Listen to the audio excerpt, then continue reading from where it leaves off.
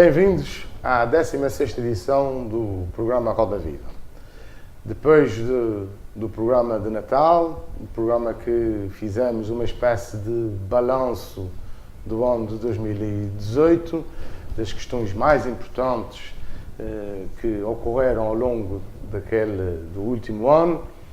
Estamos aqui, Piedade de Lalanda, Pedro Gomes, bem-vindos os dois. Estamos aqui, dizia eu, para perspectivarmos um pouco aquilo que pode ser o 2019, aquilo que pode ser a nível regional, a nível nacional e a nível internacional, em termos políticos e em termos culturais, se assim entendermos.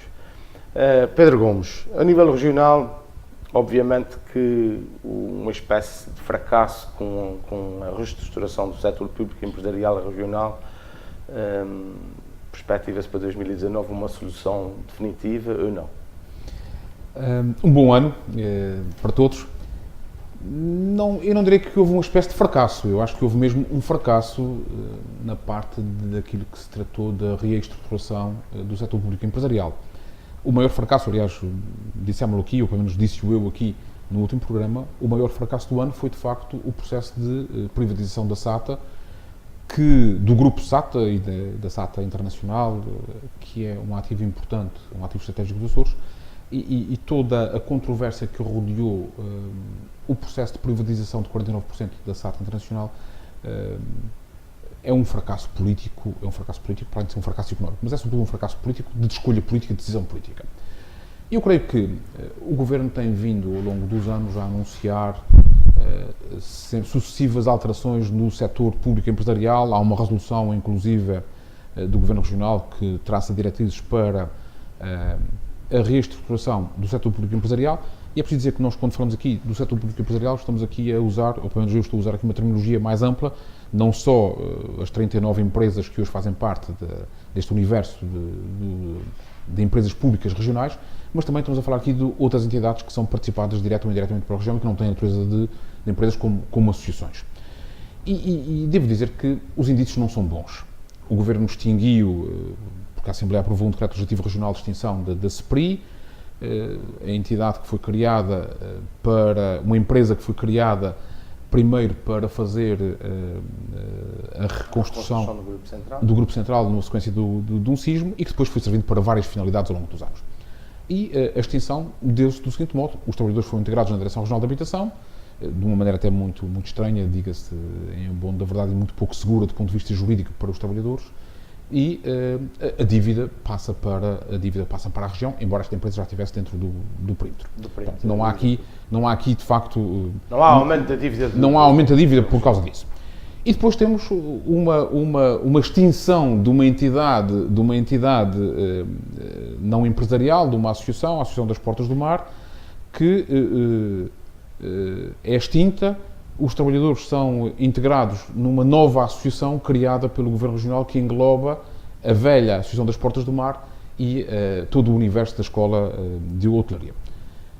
Isto não indicia nada de bom, porque esta operação... Aliás, a notícia que é pública sobre esse assunto é errónea, porque não é criada uma nova associação. A associação que está é reconfigurada... Uma alteração do objeto da associação.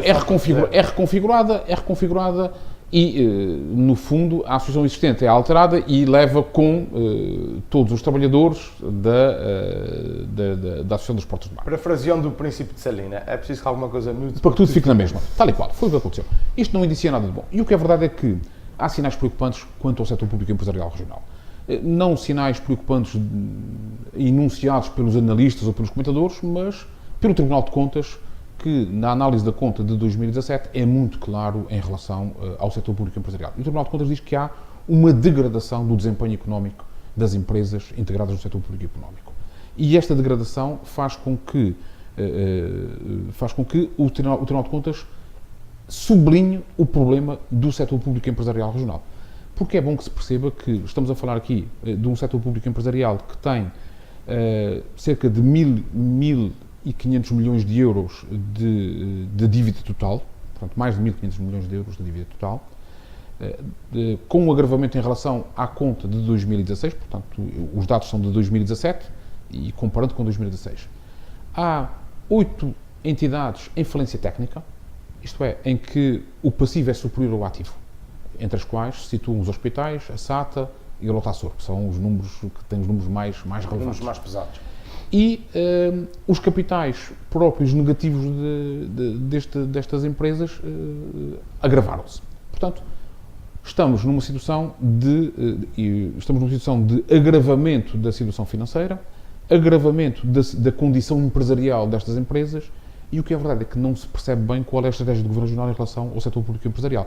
Não basta dizer que se quer alienar empresas e diminuir o número das empresas, é preciso perceber como é que fazemos isto, com que sentido estratégico e para que é que se faz isto.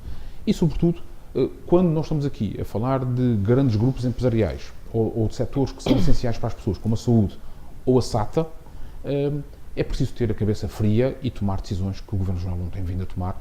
E, aliás, o Governo Regional tem vindo a tomar decisões erradas com consequências trágicas para estas empresas, como aconteceu com o processo de privatização da SATA. O processo de privatização da SATA, esse processo tudo começa com o encerramento da liberação da fábrica da Sinaga em final de 2017, depois há a resolução do Conselho de Governo, há uma série de demarches que são postas em prática, mas na verdade nós não sentimos ainda os efeitos dessa reestruturação, digamos.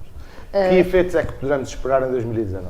Eu gostava de fazer uma leitura mais abrangente desta questão do setor empresarial regional, no sentido que me parece que ele tem uma sociológica. Tem uma carga... E vamos ver se é mais otimista também. Tem uma carga histórica, ou seja, estas empresas foram sendo criadas para dar resposta a necessidades da região. Instrumentos fundamentais para resolver problemas da região. E ainda hoje, na página do Governo, é dito que são setores estruturantes da dinâmica e do desenvolvimento regional. A questão é que algumas dessas empresas pararam no tempo e hoje em dia a relação que o Governo tem com essas empresas é essencialmente a questão da manutenção da sua sobrevivência, alguns com situações de falência técnica, como já aqui foi dito, a questão do endividamento e, sobretudo, a região continua a subfinanciar muitas dessas empresas, ou seja, os contratos de programas estão sempre abaixo das necessidades que as empresas têm. Portanto, eu penso que é necessário, face à diversidade de setores em que o Governo tem capitais, e há pelo menos 20 empresas em que o Governo tem a totalidade do capital dessas empresas, há a necessidade de reavaliar quais são aquelas que faz sentido privatizar, ou seja, quais são aquelas em que já não faz sentido o Governo estar e, de alguma forma, se seria um bom exemplo de uma empresa que é criada para resolver uma questão e que agora já não fazia sentido existir. Outras, porventura, também existirão no sentido que não faz sentido que o Governo esteja presente com capitais públicos, mas, obviamente, não pode deixar isso em estado calamitoso, que não interessa, como é o caso da SATA, a nenhum privado agarrar. Mas analisar quais são as áreas, quais são as empresas em que importa fazer entrar os capitais privados ou entregar isso na gestão de privados. E há, porventura, áreas em que o Governo, sim, faz sentido entrar. Portanto, nós temos vindo a falar das áreas do espaço, da economia do mar, temos vindo a falar até, não falamos tanto, mas há setores como a diversificação agrícola, ou seja, que é preciso impulsionar na região novas áreas de investimento e de exportação de produtos agrícolas que não sejam apenas a vaca e a carne e o leite, portanto, em que haja novos setores de produção e que são setores-chave para a criação de emprego na região. Eu penso que aí o Governo tem que investir, tem que inovar, e mesmo nos setores onde está capital público, no caso da área da saúde, há que pensar formas novas de rentabilizar recursos e de baixar a despesa. Por exemplo, falou-se em tempos da telemedicina. A telemedicina é fundamental para uma região arquipelágica como a nossa e também fala-se menos, por exemplo, da ligação entre a saúde e a segurança social ao nível dos cuidados no domicílio. É importante implementar serviços que não façam trazer os utentes apenas às infraestruturas como aos hospitais, mas que tenham qualidade de atendimento, por exemplo, no domicílio. É inovador, é adequado à nossa realidade e é, sobretudo, uma forma de baixar custos, porque é muito caro uma cama de hospital comparativamente a um serviço no domicílio. Portanto, parece-me que falha aqui, da parte do Governo, uma aposta, um investimento na inovação, na melhoria dos setores onde tem capitais introduzidos e, eventualmente, de uma análise criteriosa, saber quais as áreas onde já não faz sentido ter capital público e onde faça sentido realmente entregar nas mãos de privados ou até, por simplesmente, privatizar. Portanto, eu penso que o setor empresarial tem uma carga histórica. Quando foram criadas estas empresas, elas vinham inovar, vinham trazer novidade à economia e ao desenvolvimento da região. Hoje em dia elas fazem parte do cotidiano, do nosso cotidiano, seja a Atlantic Line, seja a SATA, seja os hospitais, seja a área em parte, por exemplo, na área do ambiente, não há grande investimento. Há uma empresa, a Azurina, mas na prática não se investe numa área que é fundamental para o nosso desenvolvimento sustentável, que é termos ilhas sustentáveis do ponto de vista ambiental e um turismo sustentável desse ponto de vista. Portanto, eu penso que na área ambiental há que investir mais do que aquilo que se está a fazer. Eventualmente, essa empresa trabalhar mais na proteção e até na sensibilização. Na sensibilização e até no controle do próprio turismo. Portanto, tem-se feito algumas experiências pontuais, o caso da Caldeira Velha, o caso das 7 cidades, ou seja, que se está a tentar minimizar o impacto da presença humana nesses lugares emblemáticos das nossas ilhas, mas eu penso que tem que se fazer muito mais, porque contar com o pilar do turismo no desenvolvimento da região para o futuro, nós temos que ter a certeza de que a nossa natureza não vai ser dilapidada com esse pilar económico. Portanto, há aqui áreas que eu acho que têm que ser áreas de futuro. E o Governo, se calhar, em relação ao passado, tem que reorganizar-se, tem que, economicamente, financeiramente, tem que tratar dessas empresas que estão em situação de dificuldade, mas, porventura, tem que pensar se não é a hora de sair de campo e entregar isso na mão de privados, em alguns setores. Em alguns setores, onde, eventualmente, seja possível fazer essa alteração. Mas é essa racionalidade económica e política que não vemos feita até agora, porque, ao olharmos para a resolução do Conselho de Governo, que enuncia um conjunto de alienações de participações da região em empresas públicas regionais ou em associações, entidades detidas direta ou indiretamente pela região, o que é verdade é que nós não percebemos esse fio contorno e não percebemos se é estratégico ou é meramente tático ou ocasional. Tem-se feito alguma coisa, por exemplo, nas renováveis, ou seja, tem havido alguma aposta do Governo num setor energético que é importante? Sim, meu Piedade, mas o que é verdade é que nós temos aqui de tudo. Temos a saúde, tivemos a Saúde Açor, que foi criada por um governo do Partido Socialista, e agora vai ser extinta e, portanto, a Saúde Açor, que também já está no perímetro orçamental, os seus trabalhadores irão passar para a região e os hospitais EPA e a dívida passará para a região também. Pronto, mas houve aqui um jogo de elástico, não é? Criou-se, extinguiu-se, às vezes por conveniências muito oportunísticas para facilitar alguma contratação pública, fugir aqui um conjunto de regras de contratação pública. O que é facto é que a partir do momento que essas empresas entraram no chamado perímetro da dívida pública regional, não faz grande sentido sequer. Não. Porque assim, estão abrangidas pelo Código da Contratação Pública, portanto têm que cumprir as mesmas regras que uma direção regional. Exatamente. O seu passivo é contabilizado na dívida pública regional, portanto já não fazem sentido como instrumentos de desorçamentação. Claro. Agora há outras que não estão na dívida pública, que não estão dentro do perímetro. E que no seu conjunto têm mais de 400 milhões de euros de dívida, por caso da SATA, da Horta Açor, da Cianaga e dos Portos de Açores, e é preciso também, em relação a estas, haver aqui uma definição estratégica, que não há. Por exemplo, em relação à Cianaga, qual é a definição estratégica que há? Sabemos que é um setor em crise, com dificuldades muito grandes. O que é que o Governo Regional fez em relação à Cianaga? Pegou num conjunto de trabalhadores da Cianaga e colocou-os na administração pública regional, de uma maneira assim muito sui generis, digamos. E o que é verdade é que olhamos para a Cianaga e dizemos que o problema permanece. Uma fábrica envelhecida, num setor... Eu acho que não há investimento nenhum, por exemplo, em termos tecnológicos, numa modernização que possa permitir... Cá está, mas a discussão que importa fazer é esta, é saber se interessa ou não interessa à região ter uma empresa açucareira ou não. E com as dificuldades que temos na produção de açúcar, porque com a parte da produção da cana-de-açúcar, da importação das ramas, da questão da colocação depois do açúcar. Isso é uma questão que nem sequer se coloca. Quer dizer, a compra da Cianaga pela região foi simplesmente para não acabar com os postos de trabalho. Naturalmente. Porque nem sequer os agricultores servia continuar a comprar beterraba.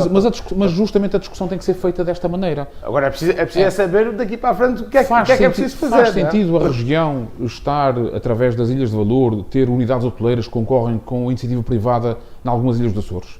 A pergunta é esta. Faz sentido que a região, uma entidade pública, financiada com dinheiro, que financie com dinheiro de todos nós uma empresa pública para construir, manter e gerir hotéis que concorrem com a iniciativa privada nas Flores ou na Graciosa, por exemplo? A pergunta é esta.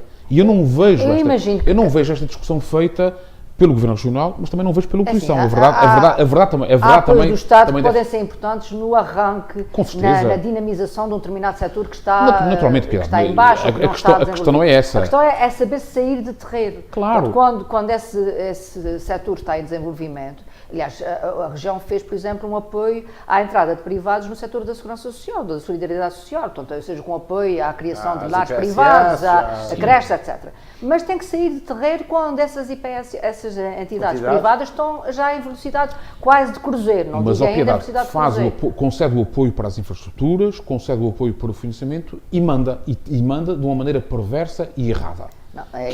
Não respeitando a natureza privada ou de economia social de algumas destas iniciativas, em que não deixa qualquer liberdade às direções dos centros paroquiais, das IPSS, das associações. E altera as regras também, essa claro, é a grande e manda mal e erroneamente. Estás a falar de um outro setor que é feito com contratos de cooperação em que praticamente o serviço prestado é assegurado pelo dinheiro do Estado. Eu estou a falar a nível de entidades privadas, sem serem empresas de solidariedade social, IPSS, mas entidades privadas que entram no negócio dos lares ou das creches, ou seja, que cobram aos seus clientes um preço que não é um preço comparticipado. E aí, quando essas empresas foram apoiadas, teria que ser um processo de desmame progressivo, ou seja, um apoio inicial para entrar nessa nova área, mas tem que ganhar os seus próprios clientes, tem que ganhar o seu setor, e isso faz sentido hoje em dia. Quando o Estado retira, e podemos entrar já no nosso segundo tema para hoje, que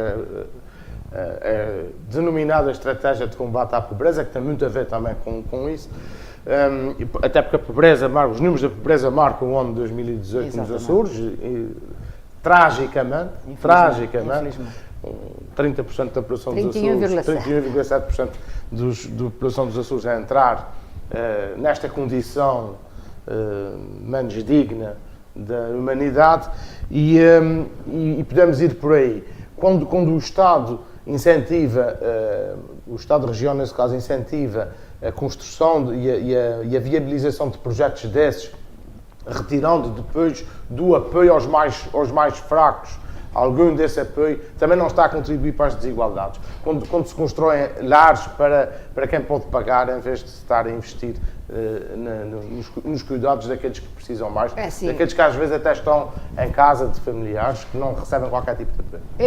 Eu não vejo que neste momento essa verba, porque são verbas de natureza diferente, né? Nós estamos a falar de verbas que vêm do incentivo à economia privada, e essas poderão ter esta área de negócio que é da área social, e outra questão, estamos a falar de verbas na área da segurança social e também de fundos estruturais para a criação de equipamentos para alargar a rede de equipamentos sociais, porque na realidade nós não temos uma rede pública, nós temos uma rede de IPSS que é apoiada com regras específicas definidas pelo Estado. E que descentralizam o apoio às populações em todas as ilhas, em todos os concelhos, e isso é fundamental, e foi assim que foi criado, não só a nível regional, também a nível nacional, digamos que é esta rede de equipamentos que serve a população, e com quem o Governo estabelece acordos de cooperação para que as populações sejam servidas. E aí a condição de recursos do cidadão é fundamental, e portanto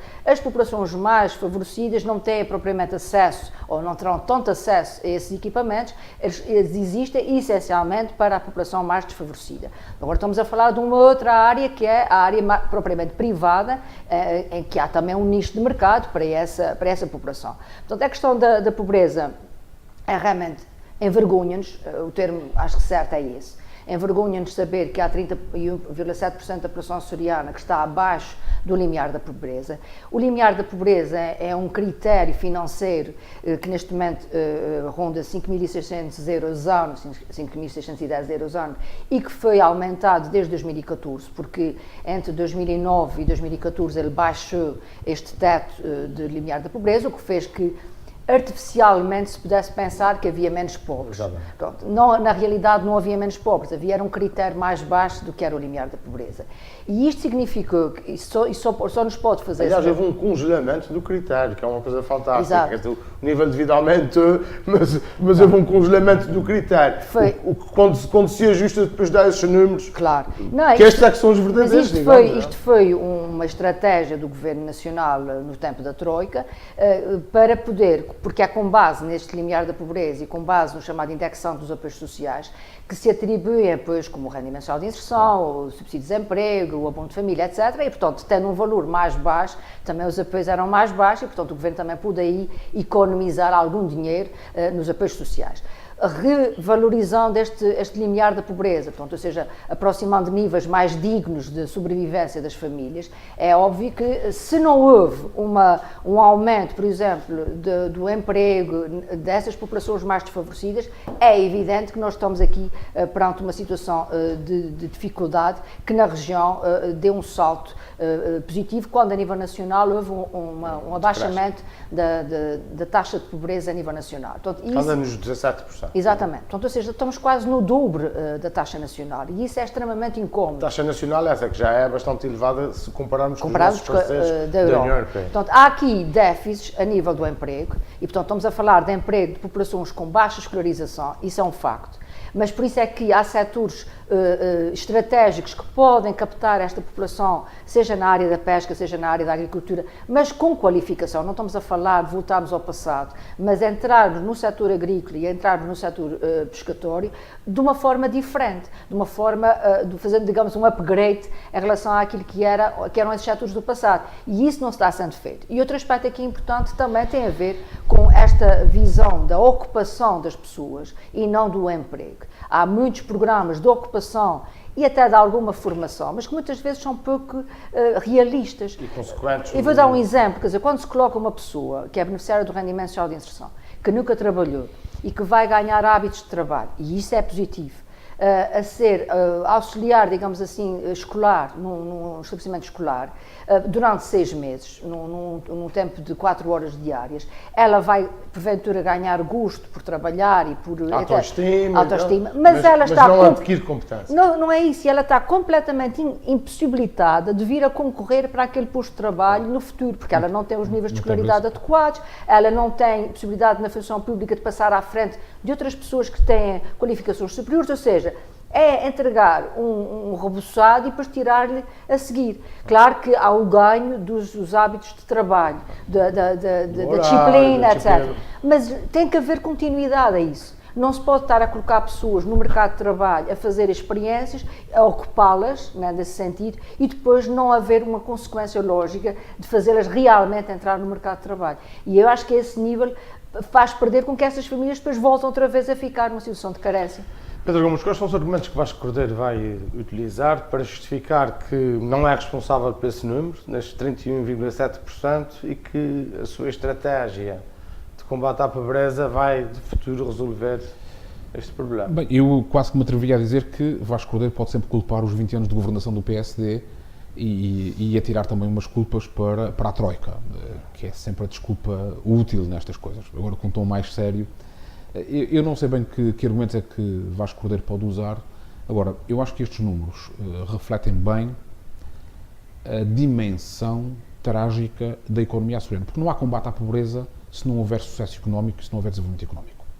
E quando nós temos aqui 31,7% da população açoriana abaixo do limiar de pobreza, isto é, com um rendimento mensal que é pouco mais do que 460 euros, quando o salário mínimo eram 609, agora, a partir do dia 1 de janeiro, 630 euros, isto dá bem a noção da dimensão desta tragédia. Não se pode fazer combate à pobreza só com políticas de solidariedade social. Elas são importantes, são necessárias e, em muitos casos, são extremamente úteis porque atacam problemas prementes e salvaguardam a dignidade das pessoas. Não há dúvida nenhuma quanto a isto. Agora, não podemos eternizar um ciclo de combate à pobreza e de combate a situações de desemprego, a situações de precariedade de desemprego, através só de políticas de solidariedade social, que é o que tem que é o que se tem visto. E ao olharmos para a atuação política do Governo regional, nós vemos isto. Este número é o espelho do fracasso económico dos Açores. Porque se a economia dos Açores estivesse em bom andamento, em boa velocidade de cruzeiro, obviamente que muitas destas questões não estavam aqui, porque haveria emprego, a economia geraria riqueza e naturalmente que estes números da pobreza seriam diferentes. E, sobretudo, o que é perturbador é que nós temos uma região pequena, comparada, populacionalmente pequena, geograficamente pequena, comparada com a dimensão do país, claro, em que podíamos fazer, de facto, melhor muitas coisas. E o que é verdade é que nós não fazemos melhor muitas coisas. E estes números cruzados com outros, cruzados com o facto de 7% da população açoriana estar dependente do rendimento social de inserção. Por ilha também nos trazem realidades bem dispares, de ilha para ilha, de ilha para ilha, para concelho. E vamos descobrir que em São Miguel temos aqui também problemas graves de pobreza. Aliás, esse é um aspecto que é importante chamar a atenção, é que, por exemplo, a nível de beneficiários de rendimento social de inserção, em todas as ilhas, à exceção de São Miguel, baixaram o número de beneficiários. Exatamente. E no caso de São Miguel aumentou o número de beneficiários. Exatamente. Portanto, São Miguel, e em particular alguns concelhos, algumas localidades e alguns tipos de família, têm que ser tratados estrategicamente. Não se podem fazer medidas transversais. Em matéria de combate à pobreza, elas têm que ser cirúrgicas, têm que apontar para determinados nichos, para determinado tipo de famílias, para determinadas circunstâncias. E isso me parece-me que, agora fala-se de intervenção territorializada, mas não se pode falar em concelhos. Eu lamento muito ter-se falado no concelho, em áreas. Na Costa Norte da Ilha de São Miguel, quando nós sabemos perfeitamente onde é que estão situadas algumas das chamadas bolsas de pobreza da Ilha de São Miguel. Mas isto não querendo cortar o não tem problema. Se nós juntarmos este número, a circunstância de 60% dos alunos que estão no ensino obrigatório serem de algum modo beneficiários da ação social escolar, seja as senhas, o apoio para comprar equipamento esportivo, livros escolares, isto dá bem um retrato do estado das famílias açorianas. E isto não é só o resultado de Troika. A Troika agravou muitas destas circunstâncias. E, aliás, eu quero lembrar aqui que o Governo Regional fez gala em dizer sempre que nos Açores as coisas seriam diferentes porque se diminuiria o impacto das medidas negativas tomadas pelo Governo de Passos Coelho. E tomou uma série de medidas. Agora, o que é verdade é que nós não vemos os resultados disto. E, olhando para um Governo Regional e o Partido Socialista que está no poder já desde 1996, nós olhamos para isto e dizemos, bem, o que é que foi feito, como é que nós chegámos aqui, 2019, inícios de um novo ano, e o resultado é este, é 1/3 da população abaixo do limiar da pobreza. E há um dado que eu acho que... Sobretudo quando nós percebemos que a tendência não é diminuição. O problema é exatamente este, é que se este número fosse um número em que nós dizíamos, bem, hoje é este, mas há 10 anos foi muito pior, bem, diríamos, estamos a fazer um caminho. Mas o que é verdade é que isto não está a acontecer. O que nós ou estagnamos, ou estamos a aumentar, ou estamos a piorar os nossos indicadores de pobreza e os nossos indicadores de conforto e de bem-estar das famílias. Não, eu ia introduzir aí um aspecto que me parece grave, é que um dos indicadores muito positivos da região tem a ver com o rendimento disponível bruto. E o rendimento disponível bruto na região é de 11.806 euros ano e é acima da média nacional. Portanto, como é que uma região que supostamente tem um rendimento bruto acima da média nacional tem a maior percentagem de famílias beneficiárias de rendimento social de inserção ou a maior taxa de... As desigualdades são maiores. O grande problema está na distribuição do rendimento. Nós temos uma região extremamente desigual na distribuição do rendimento. E, portanto, esse aspecto é fundamental. Por isso, eu elogio a medida do aumento do salário mínimo. É uma forma de nós tentarmos reduzir esse chamado índice de Gini, ou seja, a diferença entre aqueles que mais ganham e aqueles que menos ganham. Portanto, isso é muito importante. Mas é muito importante que muitos mais ganhem pelo menos o salário mínimo, porque o que nós estamos a falar é de famílias onde o rendimento está abaixo do salário mínimo. E, portanto, o salário mínimo, que é uma fasquia baixíssima quando comparada com a Europa, Portugal tem dos mais baixos salários mínimos da Europa, portanto, nós nesse sentido estamos aquém do que é expectável, mas é importante que estas famílias tenham acesso a isso. E isso tem que ser, temos que ter a noção de que o mercado de emprego não é o mercado das novas tecnologias, portanto, aquele mercado de ponta que vai absorver este tipo de população. Claro que não, Nós temos outros setores que temos que desenvolver para introduzir isso. E há um aspecto também importante, que é uma forma indireta de combater a pobreza, que é a promoção do autoconsumo.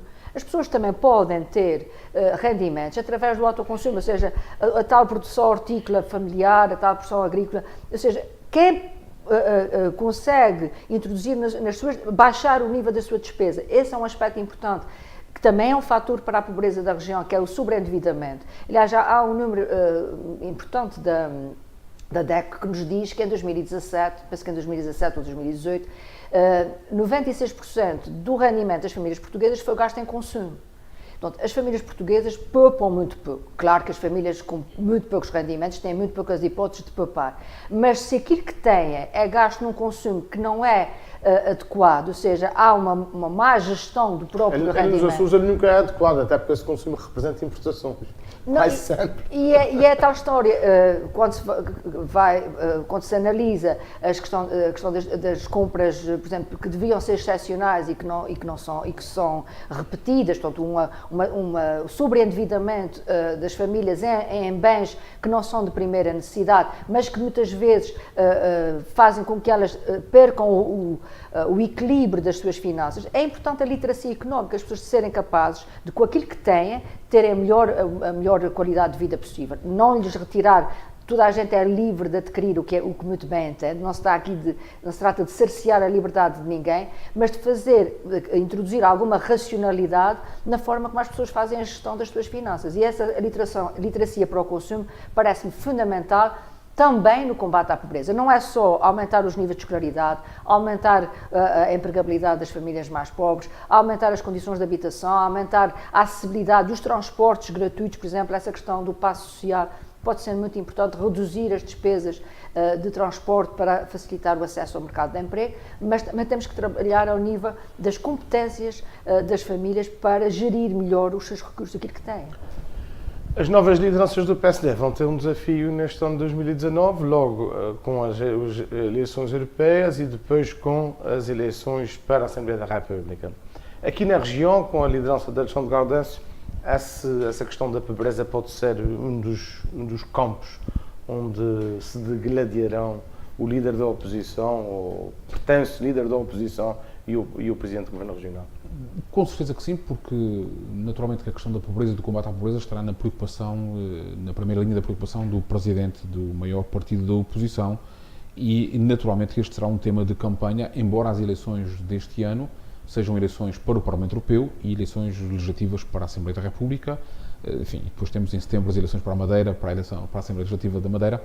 Temos um ano... Onde das sondagens dão números interessantes. Dos sondagens dão números interessantes, vai ser um combate interessante. O PS aposta num independente, que é o Presidente da Câmara do Funchal, para candidato a Presidente do Governo Regional, e vai ser um combate, diria, de vida ou de morte, com o PS a tentar a sua ressurreição política na Madeira, depois de ter ensaiado variedíssimas soluções ao longo dos anos. Desde os 40 anos. Exatamente, e sem conseguir uma alternativa. Naturalmente que estas questões serão interessantes, e aqui também, do ponto de vista regional, quanto às europeias, o que será interessante percebermos, e importante para os Açores, é perceber se os Açores de facto conseguirão manter os dois deputados que têm, um eleito nas listas do Partido Socialista e outro eleito nas listas do PST.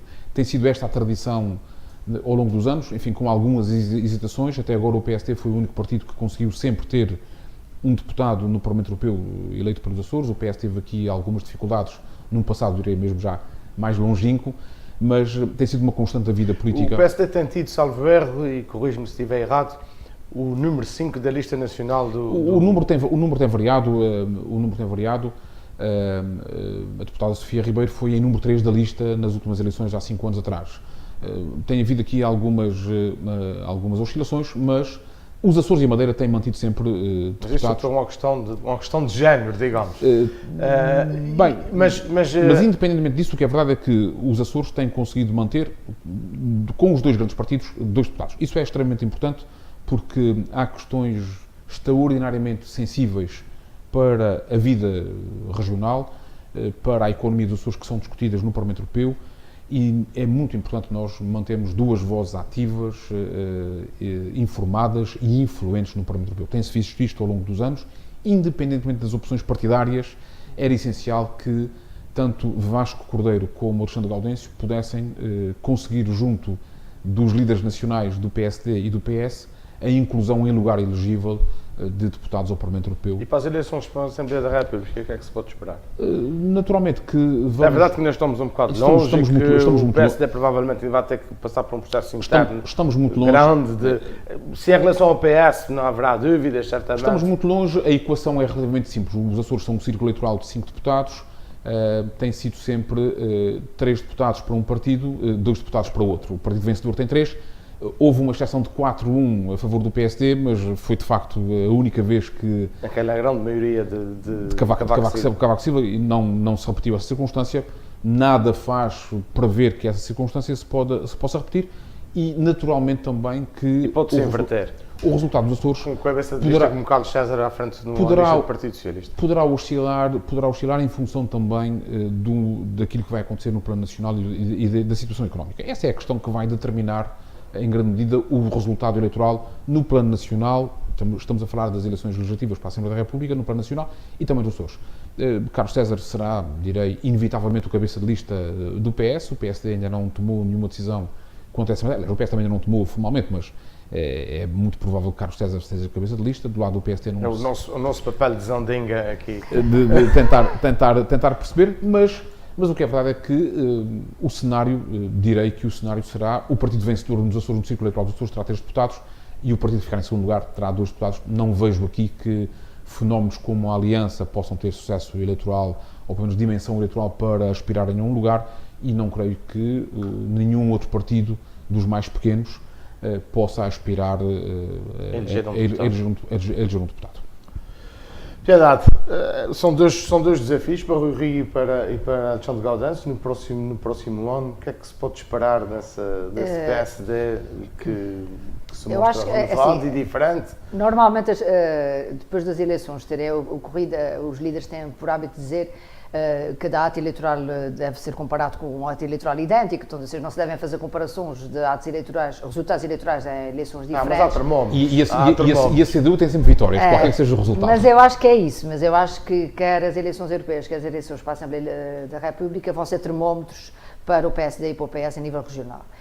No fundo vão um bocadinho avaliar a sua popularidade e o seu grau de sucesso. E no caso do PSD, está aqui em jogo também a liderança nacional e, portanto, pode haver aqui alguma ruptura ou algum desequilíbrio se o PSD a nível nacional não obtiver pelo menos mais que 30% ou 32%, que é isso que tem-se falado. Ou seja, se baixar a fasquia dos 30%, é possível que a nível do PSD a liderança do Rui Rio possa ser posta em causa. Porque ainda mais do que já está a ser. Pronto, porque ainda poderá haver ali um tempo útil entre as europeias e as nacionais e haver aqui alguma reestruturação.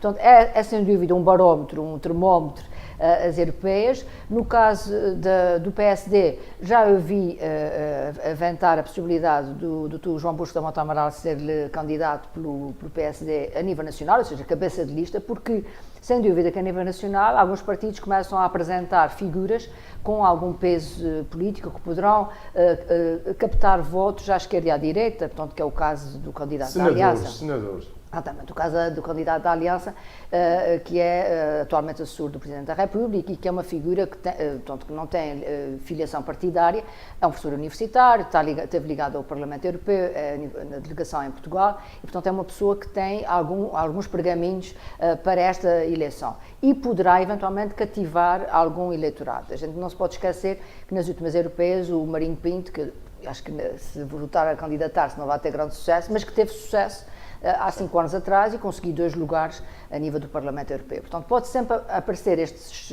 fatores surpresa, né, que vão destabilizar um bocadinho o resultado. E acho que isso é preciso contar também com vai isso. ser um termómetro para Pedro Santana Lopes. Exatamente. Poderá ser também para ele extremamente importante para a afirmação do partido para a Assembleia da República. Aliás, Pedro, eu acho que a eleição pode ser mais importante para a afirmação dos pequenos partidos do que provavelmente para provocar consequências graves nos grandes partidos, porque o que é verdade também é que, historicamente, um mau resultado nas eleições europeias nunca provocou crises de liderança Não, mas em aqui Portugal. estamos à afirmação do Pedro Santana Lopes enquanto novo líder no claro, espectro político nacional. um né? novo partido, claro. E ele aqui está jogando uma carta, se calhar, importante. E nem sequer há tempo. Se correr mal as eleições europeias, se correrem mal a Rui Rio, não há tempo. Não, nem há razão nenhuma. Reconstruir um PSD para as nem há razão nenhuma para que um eventual desaire eleitoral nas europeias possa provocar uma crise de liderança do PSD a nível nacional. Nos pequenos partidos, sem dúvida que a Marisa Matias é uma figura que tem sabido aparecer e discursar dentro da sua orientação política, obviamente, mas ela talvez a gente não conhece o deputado do PCP, não o ouve falar, mas a deputada europeia do Bloco de Esquerda, eu, pelo menos, tenho ouvido falar mais do que o deputado do PCP. Pode ser questões de género, mas... Seguramente, o João Ferreira é muito ativo, é vereador da Câmara de Lisboa e tem uma intervenção política muito ativa. Mas percebo que a potência da piedade seja mais por deputadas do que por deputados. Não sei, mas acho interessante, porque acho que é evidente que é um discurso de ruptura, mas é interessante. Ou seja, acho que as europeias vão ser um momento importante e está em jogo um Parlamento sem o Reino Unido, que isto é importante nós termos isso em linha de conta, portanto que vai ser um novo mapa europeu, vai se construir. Há a questão dos países que têm partidos nacionalistas e até já agora apareceu um partido nacionalista de extrema esquerda na Alemanha, portanto, ou seja, há de extrema direita e de extrema esquerda em vários países desta nova União Europeia que se vai constituir a partir de março, né? Portanto, depois da saída do Reino Unido, e temos também que ter em linha de conta que está em causa um novo quadro comunitário de apoio 21-27, ou seja, por isso é que a região tem muito... Corremos o risco de ter, desculpe, Piedade, corremos o risco de ter os radicalismos nacionais anti-União Europeia mais representados no Parlamento Europeu do que tivemos até agora. Sim, aliás, estudos de sondagens europeias recentes da semana passada estimam que pode haver uma presença de partidos dos extremos, partidos de extrema-direita e partidos de extrema-esquerda que possam representar entre 20% a 25% do Parlamento Europeu. Num universo de 705 deputados, é bastante significativo. Isso pode ser bom até para a União, para a sua reconversão, para a sua revitalização e para repensar a União pós-Brexit. Eu já não digo que... Eu não acredito muito nisso. Eu já não digo que 2019 é um ano decisivo para a União Europeia, porque nós fazemos sempre esta... A Piedade não acredita porque ela é federalista. Não é isso, é porque estes partidos nacionalistas são isolacionistas. São partidos que se fecham sobre o seu próprio partido. Aliás, não é a primeira nem a segunda vez que a gente ouve os leitmotiv, os slogans desses partidos a dizer a Itália primeiro, a América primeiro, a França primeiro. É um pouco este o discurso. E sobretudo, nós estamos aqui num processo em que a saída do Reino Unido vai acontecer a 26 de março, com acordo ou sem acordo, a menos que possa acontecer uma mudança qualquer no Reino Unido. Temos, de facto, o ressurgimento destes discursos nacionalistas, fortemente nacionalistas, e temos uma Europa de líderes fracos. A senhora Merkel está de saída, o senhor Macron está debaixo de fogo, o senhor Pedro Sánchez, em Espanha, reza todos os dias para que não haja eleições antecipadas amanhã. Tem o Vox, que teve um resultado excepcional na Catalunha, na Andaluzia, 12%. E as sondagens da semana passada indiciam que, a nível nacional, o Vox poderia obter 20% em eleições legislativas gerais, o que de facto torna as coisas muito perturbadoras. Para além disso, nós temos ainda um ano na União Europeia em que é preciso fazer um conjunto de escolhas importantes. Vamos escolher um Presidente do Conselho Europeu, vamos escolher um novo Presidente da Comissão Europeia, vamos escolher um novo Presidente do Banco Central Europeu, vamos escolher um novo representante, alto representante para a política externa e defesa da União Europeia. Isto vai obrigar a negociações complexas e, sobretudo, com algumas destas nomeações a terem que ser validadas pelo Parlamento Europeu, obviamente que uma fragmentação do Parlamento Europeu maior fora do bloco dos dois grandes blocos liberais e socialistas pode dificultar. E vamos ter uma Europa no meio de uma guerra entre os Estados Unidos e a China, uma guerra económica que se está a preparar, que está já no terreno, digamos, Que está em curso. com o Sr. Xi Jinping ontem a ameaçar Taiwan de que ocupa, nem que seja à força, para unificar a China. Aparentemente houve umas tréguas entre Trump e a China, portanto, entre os Estados Unidos e a 90, China. 90 dias de tréguas, não é? Pronto, 90 dias de tréguas porque estava em causa taxas alfandegárias que a América quer impor à China na entrada dos produtos chineses e também uma não aquisição por parte da China de produtos americanos. Mas isso também já está a fazer, e aliás, a guerra é essa que está muito também atravessada pelas questões tecnológicas, portanto, a questão da prisão da senhora da empresa Huawei, portanto, dos telemóveis, mexeu aqui diplomaticamente muito nas relações entre a China e os Estados Unidos. E há, inclusive, também uma quebra do gigante americano da General Motors, que também começou a fechar fábricas, portanto, ou seja, esta gestão emocional do Donald Trump está fazendo moça. Aliás, há uma entrevista do Fukuyama na revista Visão, em que ele diz que 4 anos de Mr. Trump ainda são recuperáveis, os danos que ele possa provocar. Se ele tiver 8 anos, os danos vão ser quase irreversíveis. E, portanto, Trump está realmente não só a alterar a vida dos americanos, mas está, sobretudo, a alterar o mundo e o equilíbrio mundial.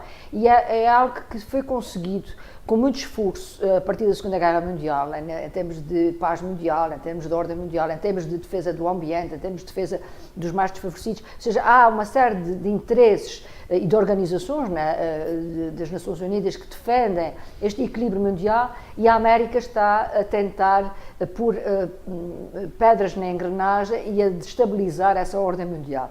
Por isso, há que estar atento a esta guerra China, porque a China cresce e aumenta o seu poder económico, político e até militar de uma forma muito silenciosa, ou seja, ela vai ocupando lugar, ocupando espaço, criando a tal cintura, a tal faixa que nós já falamos aqui, chamada Nova Rota da Seda, onde ela vai tentar entrar na Europa e aliás, ela já está na Europa, no mundo comercial, mas vai querer também entrar nas questões militares e nós temos em Portugal, pelo menos, mais do que uma situação em que a China se pretende adquirir, o caso do Porto de Sines, é o caso da EDP, etc. Ou seja, são setores estratégicos da própria economia portuguesa e que nós nos estamos a vender ao poder chinês de uma forma muito simpática, mas se calhar vamos pagar o preço. A história do poder amarelo é um pouco isso, é crescer e quando nunca chega a ser ameaça, porque depois se desmorna internamente, não é?